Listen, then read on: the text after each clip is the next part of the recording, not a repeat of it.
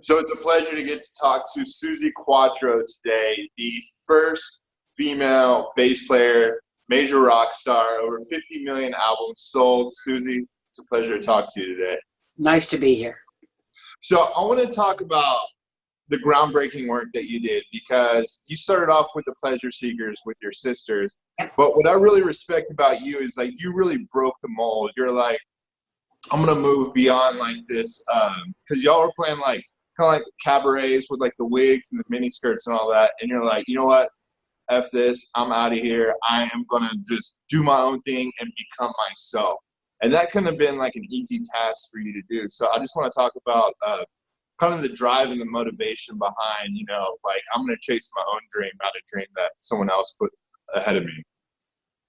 Um, I was always different from the time I was a little girl, and I always knew that.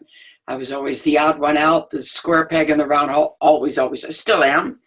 Um, my whole entry into the business was simply to get into the business, even while we had the little mini skirts on. I mean, it was the 60s, and we were an all-girl band, and the owners wanted us to dress like girls to bring in the customers.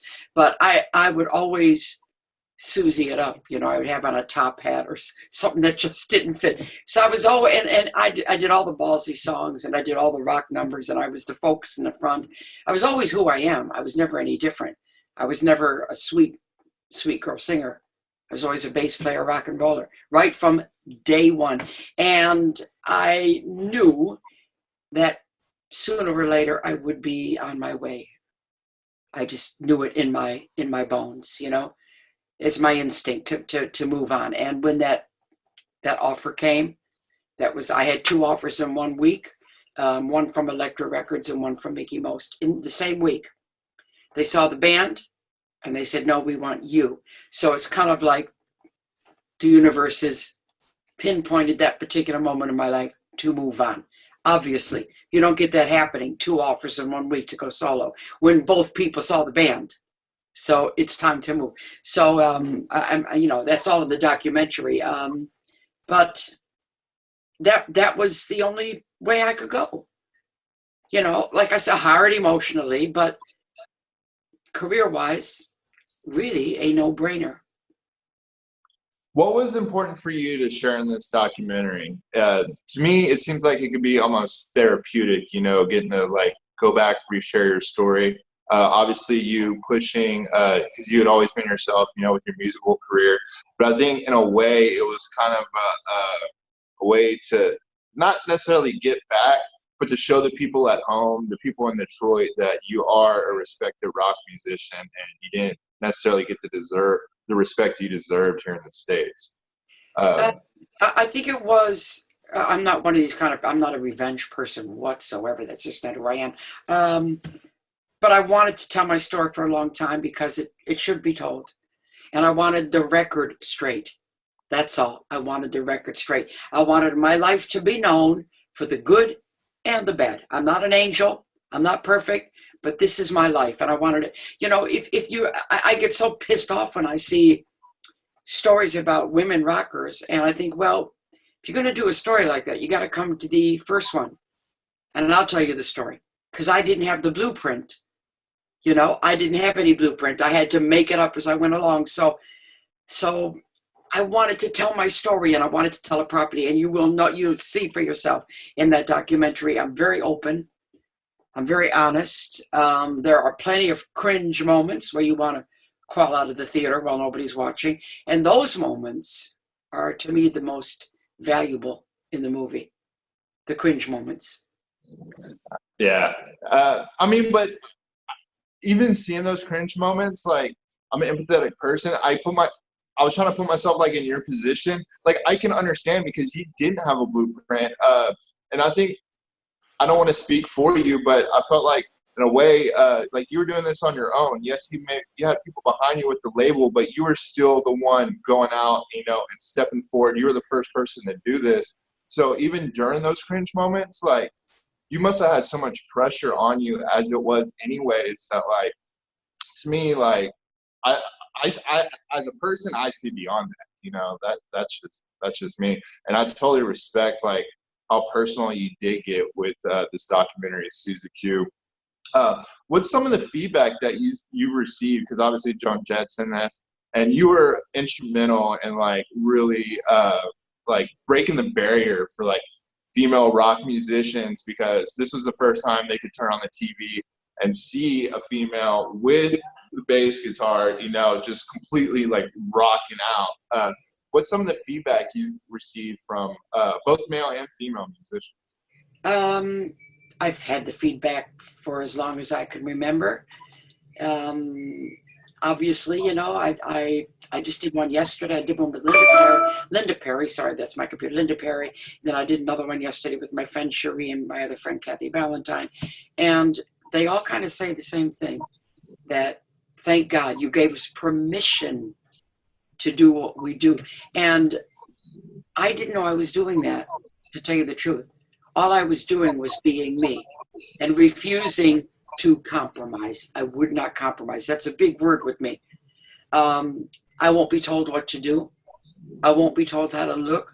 I won't be told how to play. I won't be told how to stand. I won't be told anything. I'll take direction from people I respect. Okay? But other than that, I stick steadfastly to who I am, be it right or wrong. You know, there was even a chance maybe I wouldn't have made it being this bass playing rock and roller. It could have happened that way. Sure. And I thought about that sometimes. You know, what are you doing? Are you crazy? But I like I said in my documentary, I always came back to the same mindset that if I can't make it exactly as I am, then I'd rather not make it at all. Again, complete respect with that, because for me, I started my company when I was 24 years old, and my whole thing was like, you know, I have a fallback plan if I would ever need it. I have my diplomas, you know, but like to me, like I had to go for it, you know. I had to like get in front of the camera. I was scared of being in front of the camera before that, but I had to go for it. Yeah. Because if I didn't want to be 50, 60 years old kicking myself in the butt going, what if, you know? And the whole thing with you being like being yourself, like I see so many people, you know, especially in the social media age we have right now, it's so superficial. And I'm like, you know what? I'm not going to go into that. Like, if I can't be who I am as a person and make it that way, How old are you? I just turned 33 on Monday. Okay, so I'll give you the compliment then, because the journey, and I said this when I got my honorary doctor of music at Cambridge. I didn't even graduate high school, and I'm up there with all these intellectuals and going, whoa. Anyway, I'm going to tell you this because I just kind of threw my speech away, and there I am standing there, and I'm looking at all these caps and guys, and going, it was surreal. And then I started to speak, and it came out from my heart. I'm going to tell you because you've done it. I said to everybody that the journey in this lifetime that we all have to make is to go inside ourselves. And it doesn't matter, male, female, janitor, housewife, cook, it doesn't matter, okay? Go inside, find that little light. There's a little light. That's you. It's in your eyes. I can see it now, a little spark. That's you. Go in there and find that. Turn it on, and let nobody ever turn it off. That's my lesson in life. When did you realize that? Because I think with some people, like I've seen people like LeBron James, you know, for example, like obviously they had that light, that spark when they're like 13, 15 years old. I would say for me, even though I started the company at 24, I would say it wasn't until I was like 27 or 28 until I became more aware of that. How old were you? I'm guessing you were probably maybe around like 18, 20 after you had already left the band. You're going solo maybe a few years in, or was it before that? Or yeah. really? I was, it's nuts. When I tell the story, I can't believe it. It sounds like bullshit, but it's not.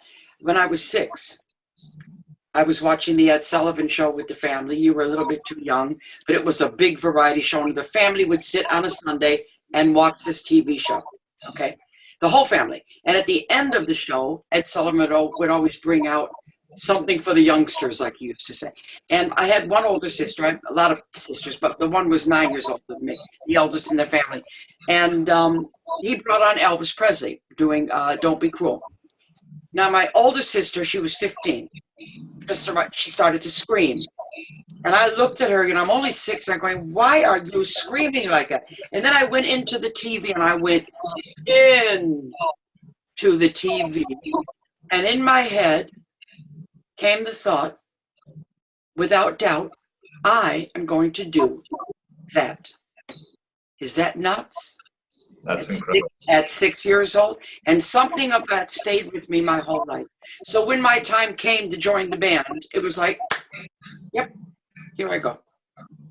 Yeah, do what you do. Like that, it was a stepping stone. You know, you're like, and I'll do what I have to do, you know, to get up to the next ladder. And that's what's really cool, I think, about you too, is like just the consistency, you know, like throughout your career, like the grind has like never ended.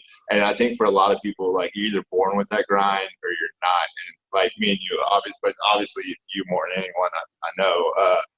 I mean, you have that grind, you know, like it just hasn't ended. I guess your resilience, I guess you could say in a way. I am a survivor. Interesting enough, I've been doing this because I'm now doing my movie of my life. The documentary has caused such a big show. I'm just looking at the time here. We're good. That I'm doing a documentary. And as part of the documentary, part of the movie, I started a word cloud. And you know how that goes. Everybody puts in, I make all my people that know me, people I've worked with, give me 3 words to describe me. And it all goes into a word cloud. And the most said word gets bigger and bigger and bigger until you get a central word, and then everything going slightly smaller, and so there's a lot of words in there. And the word that is in the middle, biggest of all, is determined. And when I looked at that word cloud, I went, yeah, I can't argue with that. That's pretty spot on the money. I'm determined. If I say I'm going to do something, I will do it. I will do it. And nobody will get in my way. What I want, I want. That's incredible. I've never heard of that concept before, the word cloud concept, and so I may have to do something like that and figure out what mine is. But it's amazing what people say. It's just amazing. It's amazing how people see you. Yeah, and you really do get a lot of different things. So like I said, some words are repetitious, but other words come from left field. You know, you just go, what? You know. So to wrap it up. And I'm sure you've had this question a million times, but this is the first time I've got to talk to you. And actually, probably the answer evolves throughout the years is, what advice do you have for musicians that are coming up right now? Or you can answer it as, what advice do you have for girls that want to chase your dream? Both. Okay, I can have to do it separately, even though I don't do gender, which I don't. But I will say girls. I'll say girls who are coming up now. First of all, number one, make sure you have the talent, because it's a long road. Number 2, learn. If you're going to play an instrument, learn it. Don't play at it, play it. Play it. Third, even though you're a rock and roller and you're up there doing that, whatever, there's a certain feminine card that you have to keep your respectability. So keep that in your back pocket, pull it out when you need it. And 4th, do every gig God sends you.